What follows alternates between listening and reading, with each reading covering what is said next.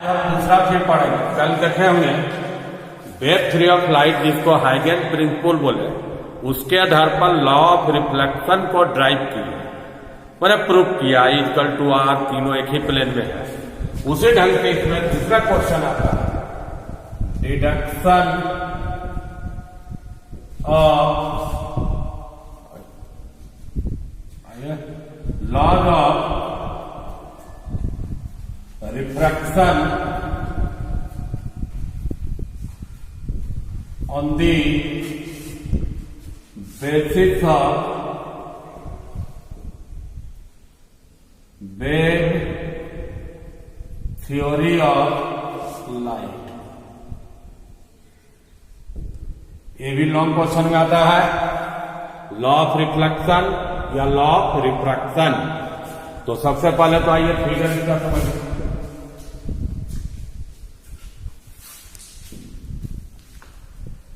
X Y refracting surface है। Refracting का मतलब क्या हुआ, ऊपर अलग मीडियम होगा, एक्स वाई के नीचे अलग है। जैसे ऊपर ए अलग और नीचे वाटर मीडियम, तो दो मीडियम हो गया। एक रेयर मीडियम हुआ, एक क्या हुआ, डेंसर मीडियम हुआ। ये मीडियम का नाम 1 दिए, इसका मान लो 2 दिए। इसमें लाइट का वेलोसिटी c1 दिए, यहां क्या दिए, c2 कर दिए। ए बी एक प्लेन वेव फ्रंट है, माने दूर में कहीं सोर्स होगा। वेव फ्रंट का एक किनारा ए शुरू में इंसिडेंट हुआ, टी इक्वल टू क्या लिख रहा है, 0। सोर्स दूर में होगा। अगर एक्स वाई नहीं रहता तो जानते हो कि वेव फ्रंट लाइट के वेलोसिटी से आगे बढ़ता है। तो ए बी का नया पोजीशन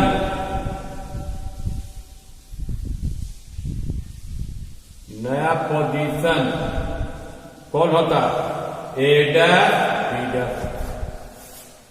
तो ये जो ये एज है, ये जो किनारा, इस पॉइंट पर कितना टाइम के बाद इंसिडेंट किया, टी टाइम के बाद। यहां क्या लिख रहा है, टी पर और टी। एक्स वाई नहीं रहने का मतलब क्या हुआ, जो मीडियम ऊपर है वही मीडियम क्या होगा, नीचे होगा। ये डिस्टेंस भी c1t होगा, ये डिस्टेंस क्या होगा, c1 into T.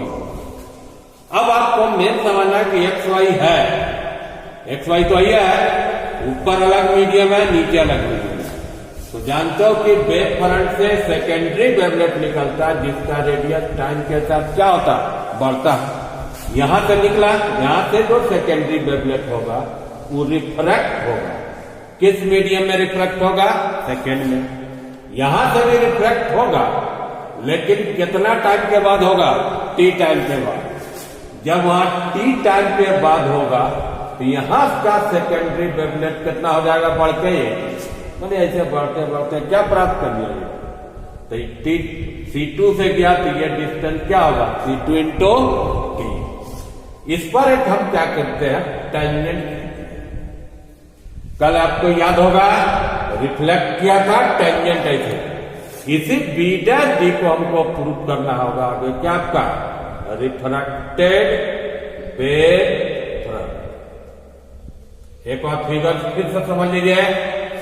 X Y क्या हुआ, रिफ्रैक्टिंग सरफेस हुआ। ए बी क्या हुआ, एक प्लेन वेव फ्रंट हुआ, जिसका एक एज ए शुरू में इंसिडेंट हुआ, बी एज यहां पर बी डैश पर इंसिडेंट हुआ, लेकिन कितना टाइम के बाद हुआ, टी टाइम के बाद।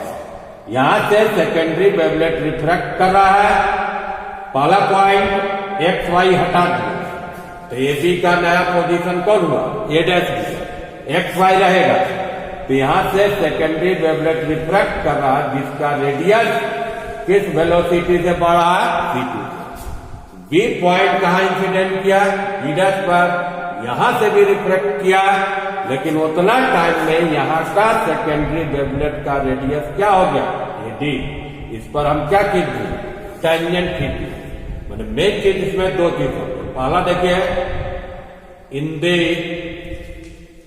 अब्सेंस ऑफ एक्स वाई अगर नहीं था तो ए बी का नया पोजीशन कौन था, A dash B dash position of wave front A B after time T, माने ए से ए डैश का डिस्टेंस या बी से बी डैश का डिस्टेंस कितना होता, C1 इंटू टी।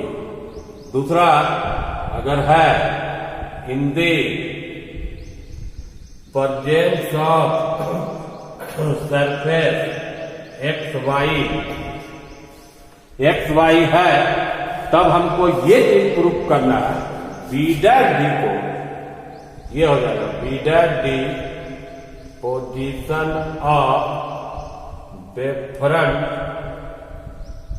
ए बी आफ्टर टाइम टी, या इसको बोल सकते हो क्या है ये, refracted web front.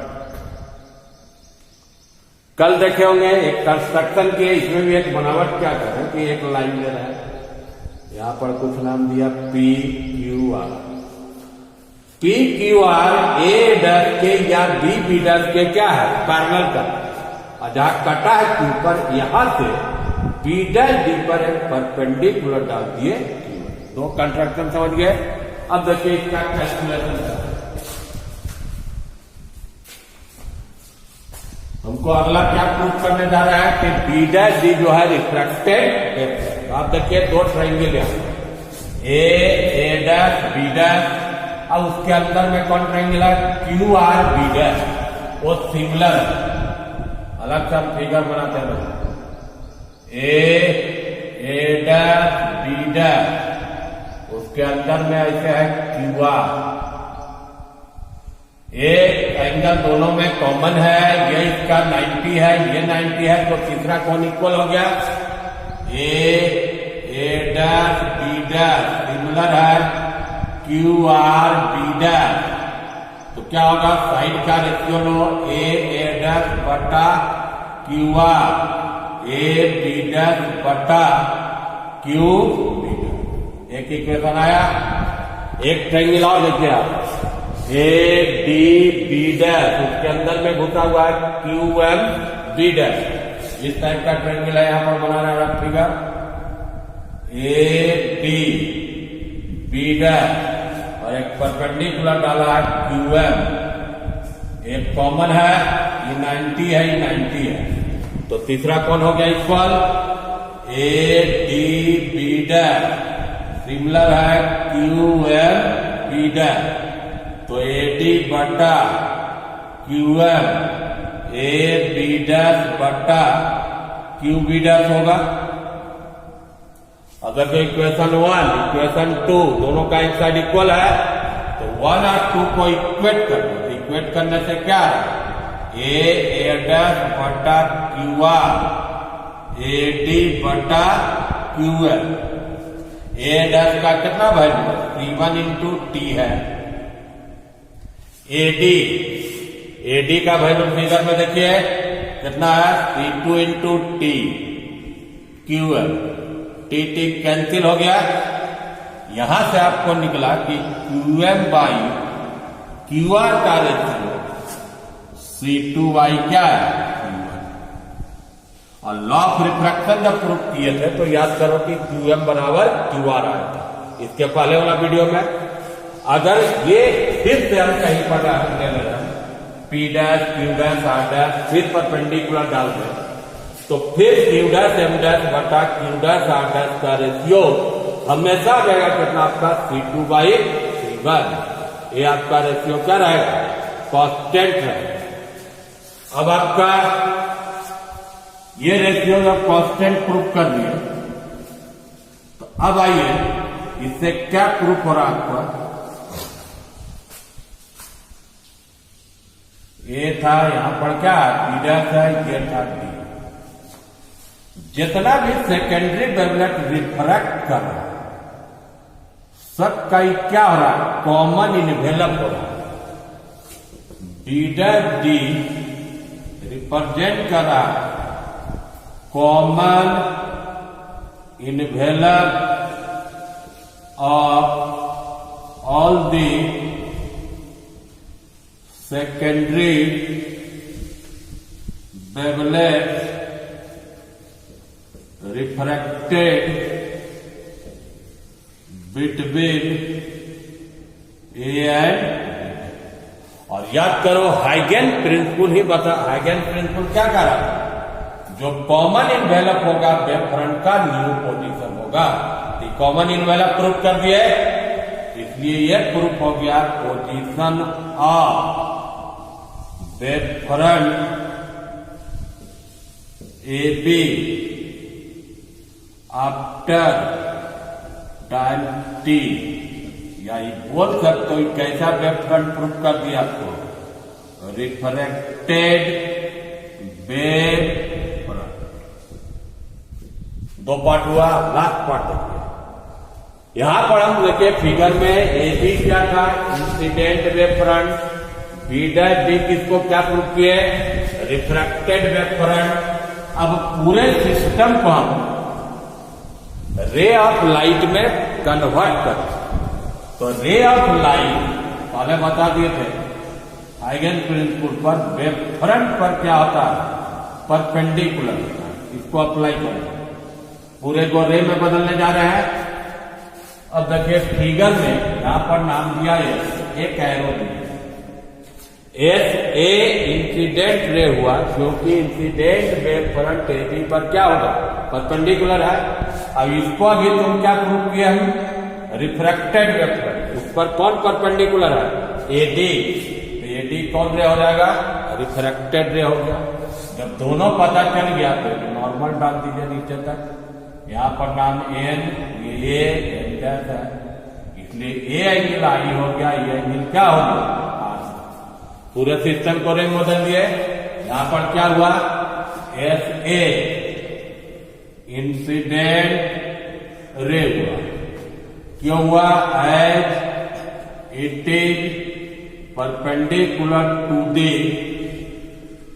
Incident wave front A B. AD आपका ये कौन रे हो गया, रिफ्रैक्टेड रे। इसका क्या कारण है, रिफ्रैक्टेड वेव फ्रंट कौन था, बी डैश डी पर perpendicular, as it is perpendicular to the refracted wave front B dash D. जब ये दोनों पता चल गया तो नॉर्मल हो गया एन ए एन डैश, क्या डाल दिया, नॉर्मल एट पॉइंट। जब तीनों पता चल गया तो एंगल पता चल गया, इधर समझ गए। अब देखिए एंगल कौन हो गया आपका, आई एस ए एन, ये हो गया एंगल ऑफ इंसिडेंस। कौन कौन हुआ आपका, डी ए एन डैश, ये क्या हो जाएगा, एंगल ऑफ रिफ्रैक्शन।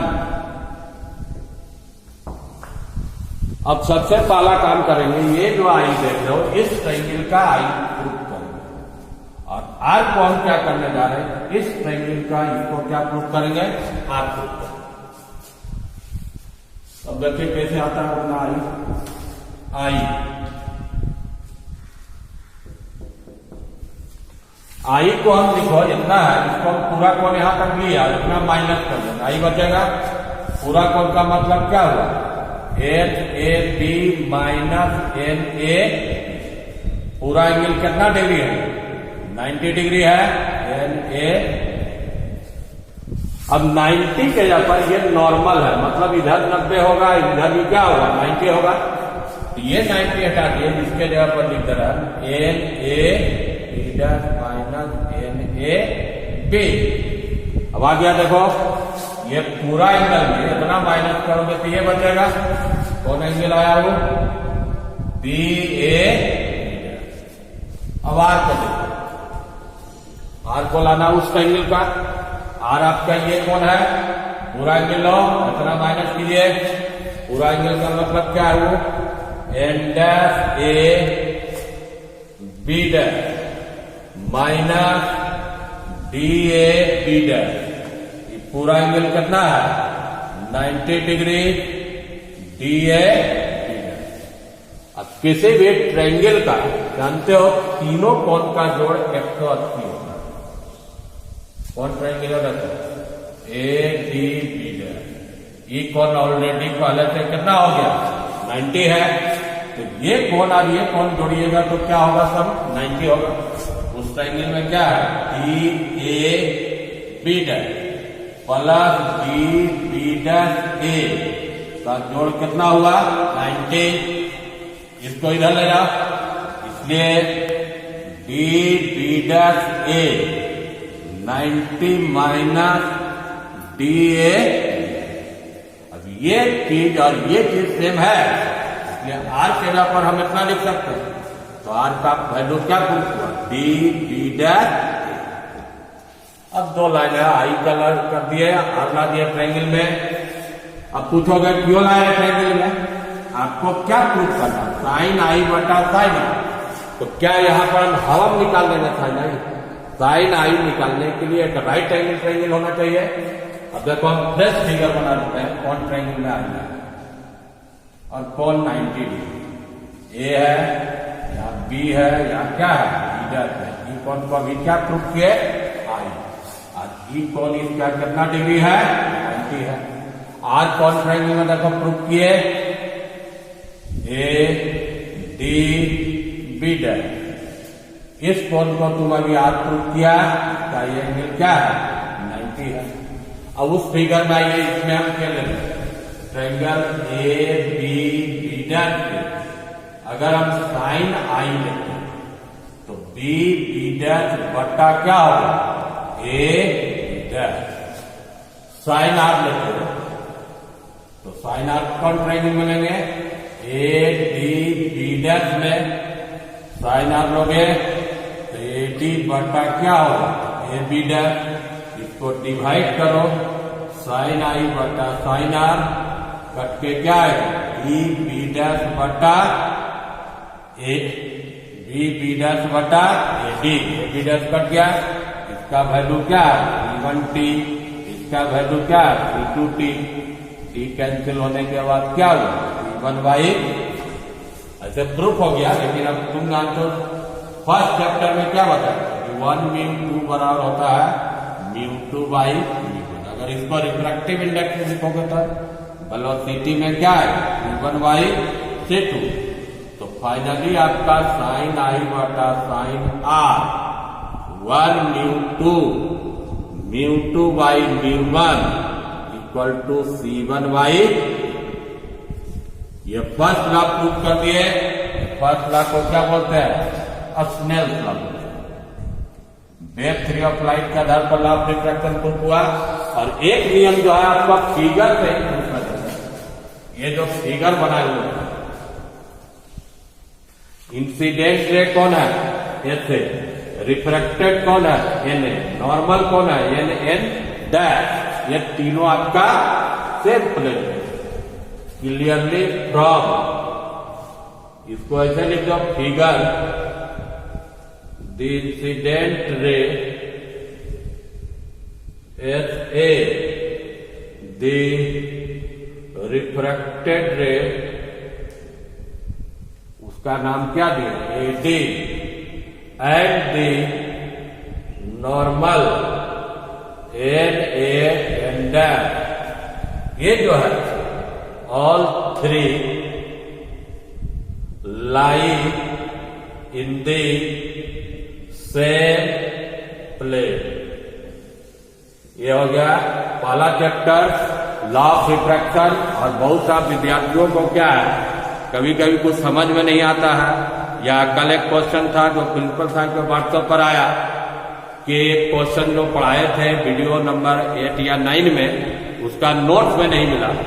तो नोट्स ऑप्टिक्स का जो आप पार्ट 2 है, पार्ट 2 में देखिए optical instrument and defects of vision, उसी में आपको वीडियो नंबर 8, 9 और 10 का मिलेगा।